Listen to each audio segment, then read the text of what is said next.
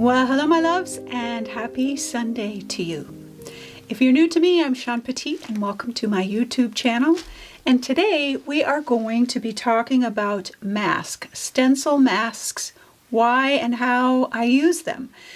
I've been going back through a lot of my questions that I get from you, from my students, and they ask all the time, how do I use the mask, a mask stencil?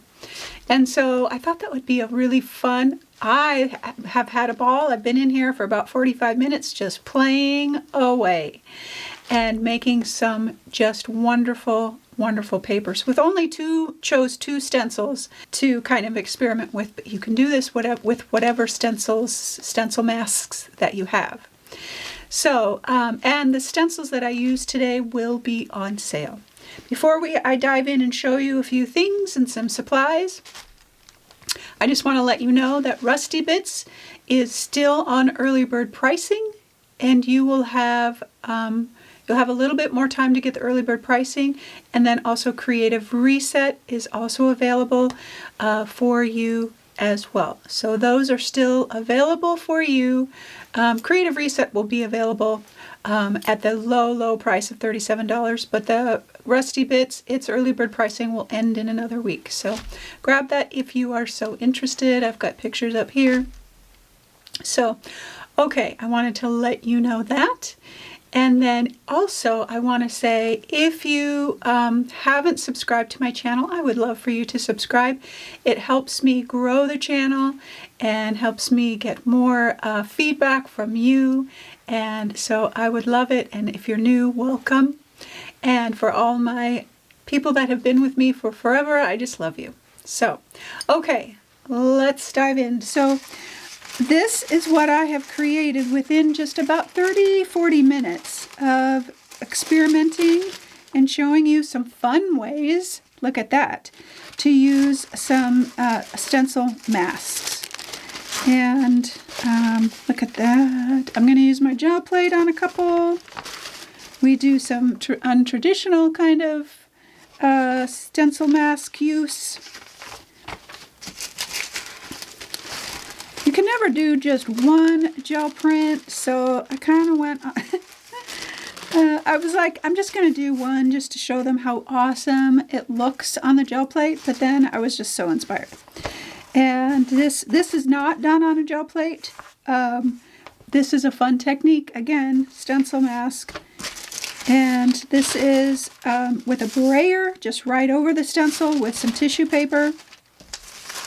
This is with soft pastel. This is again with the brayer. And let's see, what else do I have in here? These are just pickup pages, but pickup pages are even yummy good with a mask. And I show you how to use the outer edge of the mask, because a lot of times I just end up using the mask itself. So for instance, I'll just show you. So like this is the outer edge of the stencil you get when you get a stencil, like from us anyway, you get the outer edge, because I want you to be able to have that so that you can contain your design. So let me find the one. So like this one, I put my, and I'm going to show you all this. I put that down and painted within it and had my borders, and then was able to use the mask. I painted the mask and stamped it, and you get just an amazing effect. Same thing with this one. This is the same exact technique. So I do a lot of fun play with you in today's video. And then I use, just to go over, so these two stencils that I have been using will be on sale this week. I use my gel plate. I use a couple of different sizes of brayers, lots of copy paper, and lots of, this is medical exam paper. And I use a bunch of medical exam paper because I can get transparent layers. And I'm going to show you the transparent layer in a journal page here in just a second. So, gel plate. And then I use, of course, a variety of colors. Just, you know, I'm giving you examples. Of course, you use whatever you want. I use black and white gesso for my blacks and whites, I use makeup sponge. I use soft pastel. And I also use, I love having my little sponge roller in here because I can put my stencil mask down and just roll right over it on a piece of paper, of course, but then I get the background paper too. So I get two things in one. So I'll show you all of that through the video. And I think some scissors, but really simple things that I used. All the supplies will be listed down below in the YouTube description box. And then I've got just a journal page out here that this is like a cleanup paper. So I had some extra paint on my palette one day and I just kind of put all the extra stuff in there. And I want to show you, this is on medical exam paper, and this is a gel print. And I'm going to come around it and give it its border because that will define the image. And these simple techniques are great to have on hand for exactly this. When you're in a place where you're like, well, I don't know what to do, you can pull out some of these papers and just play with them. Well, you can play making them, and then you can play by using them. And so I'm just going to cut this out. Okay, so I've got this now that I can kind of rearrange onto my page. I can put this down with some fluid matte medium.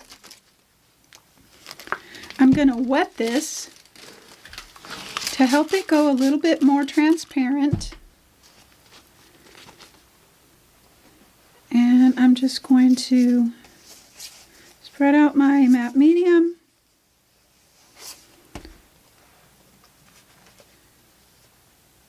And that's going to go transparent, so it's going to allow the layers underneath to show through.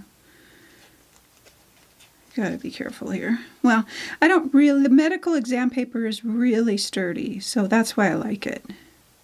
So I'm going to scooch this over. Scooch that up. And I'll come back over it, kind of flatten all that out.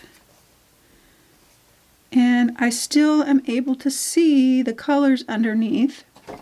So let me just pick up the excess.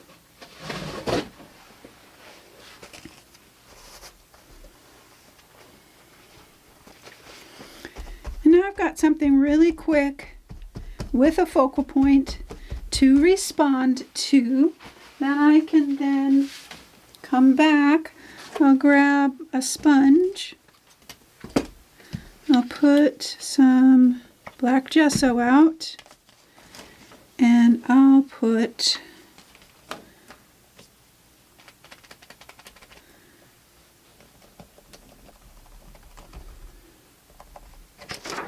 and now I've got a really quick, fun page that didn't take any time at all, well, except for the experimenting part of but when you have something like this on hand, and even if you don't, this just takes a few minutes. I mean, I was in here and created all those papers in just little over 30 minutes. So look how fun. And then, you can come back in and make or shade the edges, which I love to do, but this is wet. But I just wanted to give you a quick example of what you can do with the papers that we make. Okay, my loves, super fun playtime today, and I want to go through all of the questions that come to me over and over. I have consistent questions, and I want to try and answer them for you. And this is the first one that I picked, and along with the texture making that we started last week, which we'll do once a month. But I'll try and answer some of your questions. So if you have questions about supplies or about things that you would like to see me do as far as experimenting or techniques, put them in the comment section below, because I would love to be able to show you those things. It only makes your art practice stronger when you feel more confident, and it gives you the opportunity to play. And that's the most important thing, is to not necessarily worry about a finished product, a finished piece, which I do, and I show you how to do those things. However, it's the act of play that really develops our practice, develops our art skills and our courage to try new things, and it also is just plain old good for the soul. So we are going to play a lot for the rest of the year. So I hope you enjoy the process, and definitely leave me a comment below if there's something that you'd like me to try, a technique or anything like that. All right, my loves, I hope you have a wonderful Sunday. I hope it's restful and peaceful, and I hope that you always, always know that you are loved. Okay, friends, let's get the party started. So I've got my outer edge of my stencil mask. And a lot of people ask, what do I do with this outer edge? Well, this is what I'm going to show you. You can do so many different things. Now I'm using a sponge and kind of stenciling in color. I'm using quinacridone magenta and cad yellow or cad orange. But you could use brush strokes. You could create more of a realistic feel. So many different things that you can do. Add so many different colors within this and layers. So there's a lot to explore with the outer edge of your mask. We send the outer edge of the mask for this very reason. And look at just how pretty that looks alone. Nice clean edges and everything. I'm coming back with my sponge now, and I'm covering the mask because we're going to place that down on top of what we've just done to give it the detail, to give it all the veining and all the lines and everything. And I've used a custom color mix. It's called Vine. And I added a little black to it because I wanted it to be a little darker than the leaves itself for this part. And that was a little light. And you get to choose how light or dark you want. And I just went right back over it, matched it up, and pressed it down again. And pressing down really is important because it'll give you, that good, strong line. There we go. And it looks like it's almost a screen print or a stamp. And I love that kind of inconsistent look. That's why I love using my masks so much. So I'm coming back in with kind of the same color for the veining in the flower. And you could do it in a darker magenta or a fluorescent color. There's so many ways that you could really be creative with this process. And I'm using a flower stencil, but so many mask stencils, there's so many that you could just play and have fun with. I needed to get my paint a little darker there, and I wanted a little bit more green. So I went back over it and repressed it again and got a little bit darker line. I didn't want it to be as dark and significant as the leaves because it was the flower. I wanted it to be a suggestion or subtle, and this was perfect. And look at how gorgeous that is. You can cut that out now and use it in a project. So I'm doing the same process with the leaf outer edge of the mask for the leaf mask. And I used small brush strokes using burnt sienna, olive green, cad orange, and raw sienna. And just kind of covering over some of the edges right now. But you could be really messy with this. You could be more particular with it. But now I've got that edge to work with, and now I can do my mask. This time I'm using a roller because it's a bigger pattern, and I'm just going all black. I'm not having to do different colors or anything like that. But you definitely could. And using the roller, I get a nice good coverage. And I'm using black gesso. And plus you get that paper, which is gold. it is so good to use in other projects. I'm just going to match up the outline, and it doesn't have to be perfect. And I think the less perfect, the better, because it looks, again, like a print, like a screen print or something like that. And again, you get more collage fodder for your stash. But look at how gorgeous. Now, I would cut this out and use it in a background to like host a focal point. And then I will press this out one more time. You get all kinds of collage paper from your masks. And it's subtle, but it's enough for just the right project. So I'm going to my gel plate now, and I've got some black gesso on there. I've got a nice thick coat of black gesso. And I'm using medical exam paper now, and using a light paper like this, you can really get into all of the parts of your stencils, and that is picking up the paint so that we'll have a nice clean image when we do our final pickup. But the paper that we get first is as good as you know how good it is, because we made a quick journal page with it. And then I'll get a second pickup that's a little bit more grungy, which I love. I love them all. And this one feels a little bit more rustic. Look at that. And then I will pick up my mask and get that dry. I got a little bit of raw sienna and a little bit of gesso for the background. And it's going to pick up the extra parts that are left from other projects and what's left from what we just did as well. So I'll get some good grunge with this one. That was my hope anyway. Get a nice thin layer, nice and even brayer. And then I'll use my medical exam paper again. You could use copy paper as well. And I let this dry. And now I've got a nice clean pickup, and this one is so grungy good.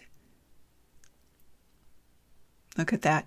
Now there's some glitter on there that was left over from another project that I did. But I've got some raw umber out now, and I'm just going to brayer that out nice and evenly across my gel plate. Place my flower down. And again, get in all those grooves. And this is just another color. I mean, the amount of collage papers that you can create with just one stencil mask is fantastic. And this is going to be nice and perfect for the veining when we do it like this on our gel plate. So the nice thing about a gel plate is once you put your stencil down, it kind of seals itself, and I don't have to worry about any leaking or seepage under the stencil. I've got some rosy red and some gesso. And I've got quite a bit of paint left on my brayer, and I'm going to brayer off with the stencil underneath. And we'll get some pattern that way too. And we're going to do more of this in just a few minutes. Cleaning up just a little bit around the edge. Coming back in with a vine color and a little bit of olive green for my stem. And you don't have to use a brayer on your gel plate. You could use a brush too. But I love the look of the brayer and how unexpected the results are. So I let that flower dry, and now I'm coming back in with an unbleached titanium mixture. It's a custom mix. Nice light coat, using copy paper this time just to show you some difference here. And giving that a pull. And now I've got all my detail and the unexpected look of a brayer and the gel print. Now a nice clean coat of black. My leaf mask. medical exam paper, getting in all of the areas, and we'll get a nice, great pull. And the nice thing about this is because it's transparent, you can layer it over any background and get something really wonderful. And you can choose bits and pieces of it too. But I let that pattern dry on my gel plate, and I came back in with a lime green and a green gold.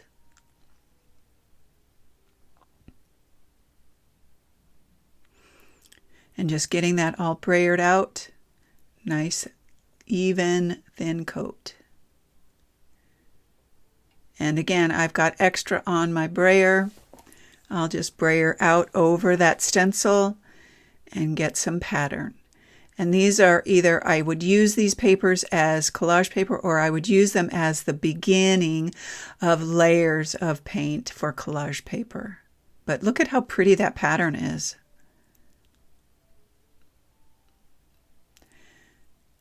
Now picking that up, let that dry and pick it up, and look at how gorgeous that is. Okay, so let's do a little bit more. I've got a soft pastel. Now you could use, I love the look of soft pastel. Not everybody does. You could use a crayon.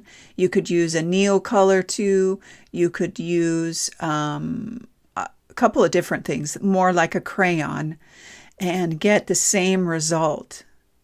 And I sprayed that with a fixative because it's water soluble. And now I can cut it out and use it as a focal point or something in the background for a project. I could even paint on top of it now because I've fixed it. So when I have a light coat of paint on my brayer, that's the key of getting more of a clean image when you stencil over your mask with your brayer. Look how fun that is. And if you did this on I'm doing it on copy paper, but you could do it on medical exam paper or a transparent paper. Oh, here we go. The nice thing about this is that now I've got this really kind of grungy feel, and I put it down over something else, say vintage book pages. I've got some really great beginnings of a piece or a background. See how fun that is? Love it.